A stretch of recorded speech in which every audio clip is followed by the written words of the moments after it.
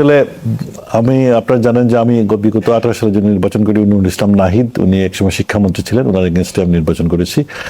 উনি এমন একটা অবস্থা ছিল যে বিগত 15 বৎসর উনি এলাকার মানে রাস্তাঘাটের যেহেতু আমাদের প্রবাসী যেহেতু অধ্যুষিত এরিয়া, আপনি জানেন যে সেখানে অনেক সুন্দর সুন্দর বাড়িঘর আছে, সেই বাড়িঘরে যাওয়াগুলোর রাস্তাগুলা অবস্থা খুবই খারাপ, নদী ভাঙ্গনে বিস্তীর্ণ এলাকা চলে যাচ্ছে।